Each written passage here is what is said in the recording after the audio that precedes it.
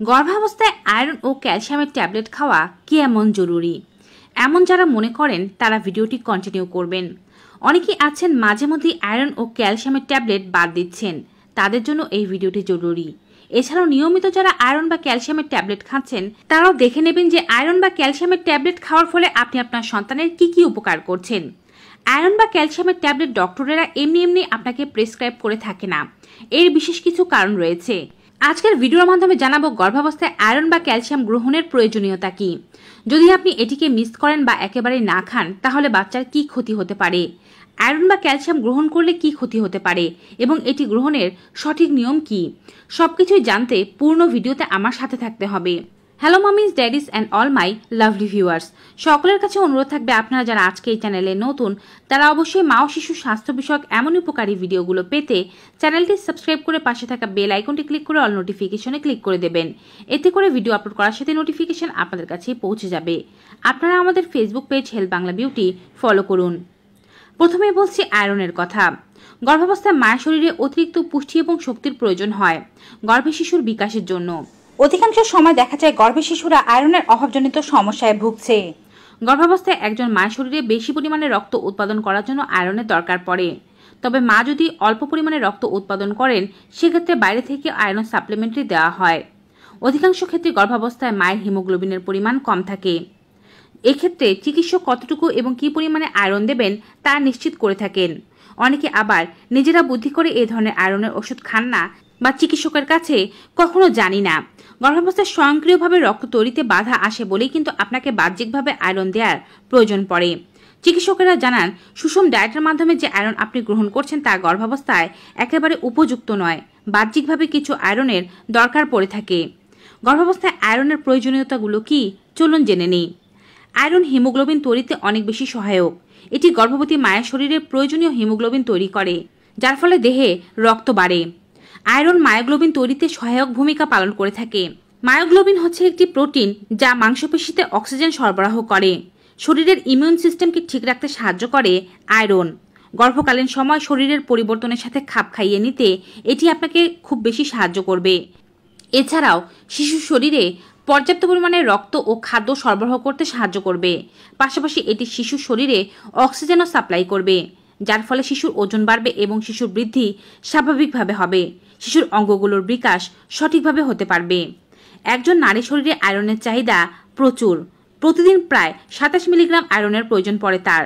সাধারণত নারীদের দেহে এর মাত্রা থাকে 18 মিলিগ্রাম। এই যে অতিরিক্ত আয়রন সেটি কোথা থেকে পাবেন? আপনি তো পর্যাপ্ত পরিমাণে খাবারও সঠিকভাবে খাচ্ছেন না বা নির্দিষ্ট খাবারগুলো খাচ্ছেন না। সেক্ষেত্রে বাহ্যিকভাবে ওষুধের মাধ্যমে এটিকে গ্রহণ করতে হয়। আপনি যদি একদিন আয়রনের ওষুধ না খান তাহলে আপনার শিশু মনে করবেন একদিনের জন্য ছোট হয়ে গেল, কারণ তার শরীরে রক্ত ও অক্সিজেন কম পৌঁছাবে। আর আপনি যদি নিয়মিত এই কাজটি করেন, অর্থাৎ আয়রন বা ক্যালসিয়াম আপনি একেবারে না খান বা মাঝে মধ্যেই না খান, এতে করে আপনার দেহ থেকে নিংড়ে যতটুকু পরিমাণে আয়রন বা ক্যালসিয়াম নেয়ার শিশু নিয়ে নেবে। তারপরে শিশুও অপুষ্ট হবে, আপনিও অপুষ্ট হবেন, যা পরবর্তী জীবনে আপনাকে খুব বেশি কষ্ট দেবে। নিশ্চয়ই আপনি চাচ্ছেন না এর পরবর্তী জীবনে আপনার শিশুকে নিয়ে আপনার অনেক বেশি ভোগান্তি পোহাতে হোক। আয়রনের অনেক উৎস রয়েছে যে খাবারগুলো আপনার দেহের আয়রনের চাহিদাকে পূরণ করতে সাহায্য করে থাকে, যেমন সয়াবিন, বিভিন্ন ধরনের ডাল, কিডনি বিন অথবা শিমের বিচি, মিষ্টি কুমড়ার বিচি, লাল মাংস, লিভার, কিশমিশ এই জাতীয় খাবারগুলো বেছে বেছে সেই খাবারগুলো খাদ্য তালিকায় রাখার চেষ্টা করবেন।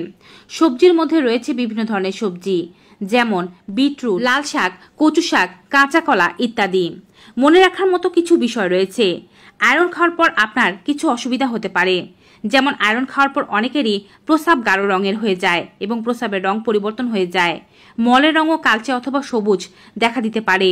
আয়রন খাওয়ার ফলে কনস্টিপেশনের সমস্যা দেখা দেয় অনেক নারীদেরই, কারণ এটি গ্যাস্ট্রোইন্টেস্টাইনাল ট্র্যাক্টে প্রভাব বিস্তার করে থাকে, যার ফলে কনস্টিপেশন হয়। অনেকেরই আয়রন খাওয়ার ফলে বমি বমি ভাব বা বমির সমস্যা অনেক বেশি বেড়ে যায়। অনেক সময় আয়রন খাওয়ার পরেও এটি দেহে শোষিত না হতে পারে। আয়রনের সাপ্লিমেন্টারি অনেক সময় বাধাপ্রাপ্ত হতে পারে কিছু খাবারের কারণে, যেমন কিছু শস্য, দুগ্ধজাত পণ্য, কফি অথবা চায়ের কারণে আয়রন দেহে ভালোভাবে শোষিত নাও হতে পারে। তাই সেই বিষয়গুলো মাথায় রাখতে হবে। আয়রন ট্যাবলেট খেলে প্রচুর পরিমাণে জল পান করতে হবে। যদি আপনি এমন কোনো পার্শ্ব প্রতিক্রিয়া অনুভব করে থাকেন যা আপনার জন্য কষ্টদায়ক বা ক্ষতির কারণ হয়ে দাঁড়াচ্ছে, সেক্ষেত্রে আপনি চিকিৎসকের পরামর্শ নেবেন। আয়রন সবসময় খাবার খাওয়ার পর গ্রহণ করতে হয়। পার্শ্ব প্রতিক্রিয়া এড়ানোর জন্য আয়রনের নির্দিষ্ট ডোজ নেবেন এবং কতটুকু পরিমাণে ডোজ নেবেন তা চিকিৎসকের কাছে জেনে নিতে হবে। সাধারণত ৩য় মাস পার হওয়ার পর থেকে চিকিৎসক আয়রনের ওষুধ দিয়ে থাকেন একেবারে গর্ভাবস্থার পর পর্যন্ত। তাই জেনে নেবেন যে কখন থেকে আপনার আয়রনের ওষুধ সেবন করতে হবে। আয়রনের পরে বলছি এবার ক্যালসিয়ামের কথা। আয়রনের পর ক্যালসিয়াম দেহের জন্য খুবই গুরুত্বপূর্ণ ভূমিকা পালন করতে সাহায্য করে থাকে। যদি আপনি ক্যালসিয়াম সমৃদ্ধ খাবার না খান, তাহলে শিশুর সবচেয়ে বড় ক্ষতি হবে তার হাড়, তার দাঁত, তার চুল এবং তার মস্তিষ্কে। প্রতিদিন একটি শিশুর গঠনে যে পরিমাণে ক্যালসিয়ামের দরকার পড়ে থাকে তা গর্ভবতী মায়ের শরীর প্রডিউস করতে পারে না। তাই তাকে বাহ্যিকভাবে এটিকে গ্রহণ করতে হয়, মেডিসিনের মাধ্যমে এবং খাবারের মাধ্যমে। যদি আপনি ক্যালসিয়ামের ওষুধ সেবন না করেন, তাহলে শিশু আপনার শরীর থেকে নিংড়ে ক্যালসিয়ামটুকু নিয়ে নেবে।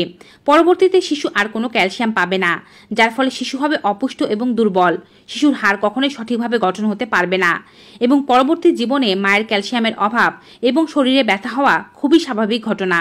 তাই একদিনের জন্য আপনি ক্যালসিয়ামের ওষুধ অথবা আয়রনের ওষুধ মিস করবেন না, কারণ একদিন মিস করলেন মানে একদিন শিশু সেই পুষ্টিটি পেল না। ক্যালসিয়ামের অভাবজনিত কারণে অনেকগুলো সমস্যা দেখা যায়। এর কারণে মা ও শিশুর হাড়ের সমস্যা এবং হাড়ের বিভিন্ন রোগ হয়। এর ফলে দাঁতের সমস্যা শুরু হয়ে যায়। হরমোনের বিভিন্ন সমস্যা হতে থাকে। থাইরয়েড গ্ল্যান্ডে এর প্রভাব পড়ে। চুল পাতলা হয়ে যায়। মা ও শিশু উভয়ের জন্য এটি খুবই ক্ষতিকারক একটি বিষয়। এটি আপনার জীবনধারাকে খুব বেশি প্রভাবিত করতে পারে। তাই নিয়ম করে আপনাকে অবশ্যই ক্যালসিয়ামের ওষুধ খেতে হবে। ক্যালসিয়ামের অভাবে গর্ভাবস্থায় অস্টিওপরোসিস, মাসল ক্র্যাম্প, ক্লান্তি, দুর্বলতা, রক্ত জমাট বাঁধা এই জাতীয় সমস্যাগুলোর পরিমাণ অনেক বেশি বেড়ে যেতে পারে। এছাড়াও স্নায়ুবিক দুর্বলতা ও অনিদ্রার সমস্যা তো রয়েছেই। নিয়মিত কতটুকু পরিমাণে ক্যালসিয়াম খাবেন তা কিন্তু চিকিৎসক আপনাকে জানিয়ে দেয়। ক্যালসিয়ামের সাথে আপনার ভিটামিন ডিও দেয়া থাকে সেই মেডিসিনে, যার ফলে সহজে আপনার শরীরে ক্যালসিয়াম ও ভিটামিন ডি দুটোই প্রবেশ করে। ক্যালসিয়াম ও ভিটামিন ডি একটি আরেকটির পরিপূরক। একটি ছাড়া অন্যটি গ্রহণ করলে এটি শরীরের ভিতর তেমন একটা কাজ করে না। তাই সাপ্লিমেন্টারিতে এটি সহজেই আপনি পেয়ে যাবেন। দৈনিক ক্যালসিয়াম খাওয়ার পরিমাণ চিকিৎসকের কাছে জেনে নেবেন এবং এটি মিস করবেন না। ক্যালসিয়াম খাওয়ার ফলে কনস্টিপেশনের সমস্যা হয়, তাই এটি খেলে প্রচুর পরিমাণে জল পান করবেন। যদি ক্যালসিয়াম খেয়ে কারো মাথা ঘোরানো বা বমি বমি ভাবের মতো সমস্যা হয়ে থাকে, তবে চিকিৎসককে ব্যাপারটি জানাতে ভুলবেন না। ক্যালসিয়াম এভাবে খাওয়া ছাড়াও বাহ্যিকভাবে কিছু খাবারের মাধ্যমে ক্যালসিয়ামের চাহিদা পূরণ করতে পারেন। যেমন আপনি পনির খেতে পারেন, কম চর্বিযুক্ত টক দই অথবা দই খেতে পারেন। বিভিন্ন ধরনের বাদাম ও ড্রাই ফ্রুটসে আপনি প্রচুর ক্যালসিয়াম পেয়ে যাবেন। খেতে পারেন দুধ। এছাড়াও খেতে পারেন বিভিন্ন ধরনের ক্যালসিয়াম সমৃদ্ধ সবজিগুলো, যেমন বেগুন, বিটরুট, ঢ্যাঁড়স, ক্যাপসিকাম ইত্যাদিতে ক্যালসিয়াম পাওয়া যায়। তো গর্ভাবস্থায় ক্যালসিয়াম ও আয়রনের প্রয়োজনীয়তা কতটুকু নিশ্চয়ই আজকের ভিডিওটির মাধ্যমে বুঝতে পেরেছেন। যদি ভিডিওটি আপনাদের কাছে ভালো উপকারী মনে হয়ে থাকে, তাহলে অবশ্যই বেশি বেশি মাত্রায় like, comment, share and subscribe. দেখা হবে আবার নতুন একটি ভিডিওতে নতুন কিছু উপকারী তথ্য নিয়ে। ততক্ষণ পর্যন্ত সকলে ভালো থাকুন, সুস্থ থাকুন। Good bye and take care.